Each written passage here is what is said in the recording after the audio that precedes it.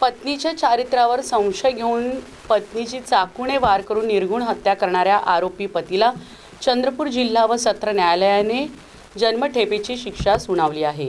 गोंडपिंपरी तालुक्यातील कुडेसावली येथे घडलेल्या या खळबळजनक प्रकरणात अतिरिक्त जिल्हा व सत्र न्यायाधीश प्रकाश कदम यांनी आरोपी धनपाल रामटेके याला दोषी ठरवत जन्मठेपेची शिक्षा सुनावण्यात आली आहे।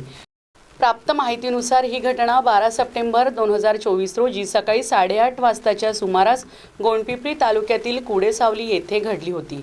आरोपी धनपाल रामटेके याला पत्नी वंदना धनपाल रामटेके हिच्या चारित्र्यावर संशय होता। या संशयातून त्याने संतापाच्या भरात पत्नीवर चाकूने वार करून तिची हत्या केली होती। या घटनेनंतर परिसरात मोठी खळबळ उडाली होती। या प्रकरणी मृतक महिलेचा मुलगा अमर धनपाल रामटेके याने कोठारी पोलीस स्टेशनमध्ये तक्रार दाखल केली होती। त्यावरून आरोपी विरुद्ध खुनाचा गुन्हा नोंद करण्यात आला होता।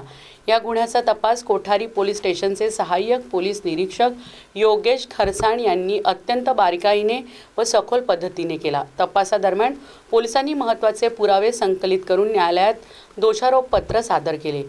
खटल्यादरम्यान सरकारी अभियोक्ता आसिफ शेख यांनी प्रभावी युक्तिवाद मांडला। सादर करण्यात आलेले सबळ पुरावे आणि साक्षीदारांच्या जबाबांच्या आधारे न्यायालयाने आरोपी धनपाल रामटेके याला दोषी ठरवले।